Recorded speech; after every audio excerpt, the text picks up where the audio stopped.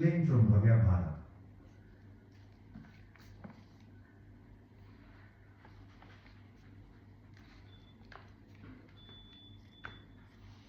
इस भक्ति भाव का वर्णन श्री प्रियादास जी ने इस प्रकार किया है। सुनो और परिचय जे आए, न कवित मांझ बांझ भई माता, क्यों न जो न मति पागी है। हुतो एक साह तुलादान को उछा, भयो दयो पुर सबे रयो नाम देव रागी है। ल्यावो जो बुलाई एक दोई तो फिर आई, दिए तीसरे सो आए, कहा कहो बड़ भागी है।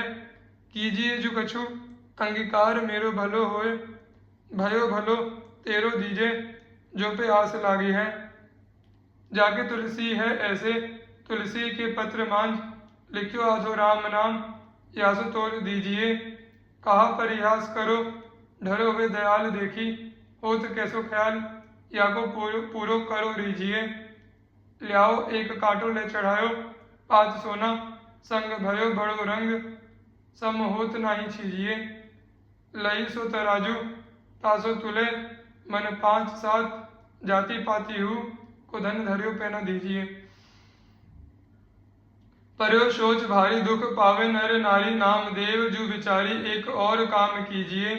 जिते व्रत दान और स्नान किए तीर्थ में, करिए संकल्प या पे जल डाली दीजिए। करेऊ उपाय पात पला भूमि गाड़े पाए, रहे वे खिसाए कहो इतनो ही लीजिए। लेके कहा करें सरवरहु न करे, भक्ति भाव सो लय भरे, ये मति अति भीजिए। श्री नामदेव जी की एकादशी व्रत के प्रति निष्ठा। एक बार भगवान के मन में यह उमंग उठी कि श्री नामदेव जी की एकादशी व्रत की व्रत निष्ठा का परिचय लिया जाए। यह विचार कर उन्होंने एक अत्यंत दुर्लभ दुर्बल ब्राह्मण का रूप धारण किया। एकादशी व्रत के दिन श्री नामदेव जी के पास पहुंचकर बड़ी दीनता करके अन्न मांगने लगे कि मैं बहुत भूखा हूँ, कई दिन से भोजन प्राप्त नहीं हुआ है, कुछ अन्न दो। श्री नामदेव जी ने कहा, आज एकादशी है, दूध फलाहार आदि कर लीजिए, अन्न न दूंगा। प्रातःकाल जितनी इच्छा हो उतना अन्न ले लीजिएगा। दोनों अपनी अपनी बात पर बड़ा भारी हट कर बैठे। इस बात का शोर चारों ओर फैल गया। लोग इकट्ठे हो गए और श्री नामदेव जी को समझाने लगे कि इस भूखे ब्राह्मण पर क्रोध क्यों करते हो, तुम ही मान जाओ, इसे कुछ अन्न दे दो। श्री नामदेव जी नहीं माने। दिन के चौथे पहर के बीतने पर उस भूखे ब्राह्मण देव ने इस प्रकार पैर फैला दिए कि मानो मर गए। गांव के लोग श्री नामदेव जी के भाव को नहीं जानते थे, अतः उन लोगों ने नामदेव जी के सिर्फ ब्राह्मण हत्या लगा दी और उनका समाज से बहिष्कार कर दिया। पर नामदेव जी बिल्कुल चिंतित नहीं हुए। अपने नियम के अनुसार जागरण और कीर्तन करते हुए श्री नामदेव जी ने रात बिताई। प्रातःकाल चिता बनाकर उस ब्राह्मण के मृतक शरीर को गोद में लेकर उस पर बैठ गए कि हत्यारे शरीर को न रखकर प्रायश्चित स्वरूप उसे भस्म कर देना ही उत्तम है। उसी समय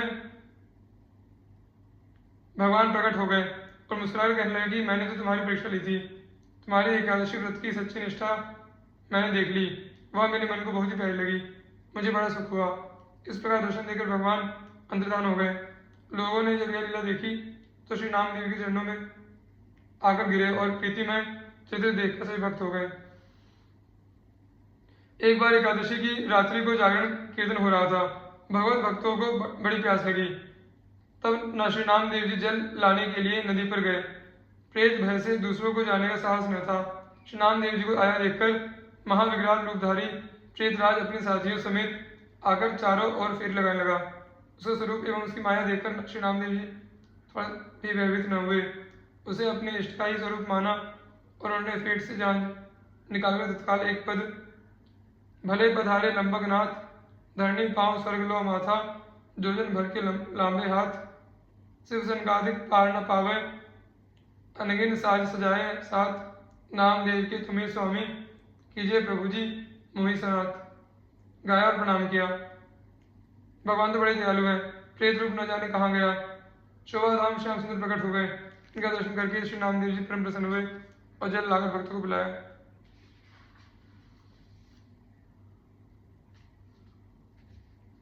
श्री प्रियादास जी ने इन घटनाओं का वर्णन इस प्रकार किया है कि यो रूप ब्राह्मण को दूबरो निपट अंग भयो, ये रंग व्रत परिचय को लीजिए। भई एकादशी अन्न मांगत बहुत भूखो, आजू तो न देहो भोर चाहो जितो दीजिए। कर्यो हठ भारी मिली दो, ताको शोर पर्यो समझावे नामदेव या को कहा खीजिए। बीते जाम चारी मरी रहे यो पसारी, पाँव भाव पै न जाने दही हत्या नहीं छीजिए। रची के चिता को विप्र गोद लेके बैठे जाई दियो, मुसुकाई में परीक्षा लेनी तेरी है। देखी जो सो सच्चाई सुखदाई मन भाई, मेरे भय अंतर्धान परे पाए प्रीति हेरी है। जागरण मांझ हरी भक्तन को प्यास लगी, गए लैन जल प्रेत आनी किनी फेरी है। फेट ते निकासी ताल गायो, पद तत्काल बड़े ही कृपाल रूप धर्यो छवि ढेरी है। एक बार नामदेव जी ने जंगल में पेड़ के नीचे रोटी बनाई। भोजन बनाकर लोग शंका करने गए। लौटकर देखते हैं तो एक कुत्ता मुख में रोटी दबाए भागे जा रहा है। आपने घी की कटोरी उठाई और दौड़े इसके पीछे, यह पुकारते हुए, प्रभु ये रोटियां रूखी हैं, आप रूखी रोटी ना खाएं, मुझे घी चुपड़ लेने दें, फिर भोग लगाएं। भगवान उस कुत्ते के शरीर से ही प्रकट हुए अपने चतुर्भुज रूप में। नामदेव उनके चरणों पर गिर पड़े। पंजाब में बारकरी पंथ के एक प्रकार से नामदेव जी ही आदि प्रचारक हैं। अनेक लोग उनकी प्रेरणा से भक्ति के पावन पथ में प्रवृत्त हुए। 80 वर्षीय अवस्था में संवत 1407 में नश्वर देह त्याग कर ये परमधाम पधारे।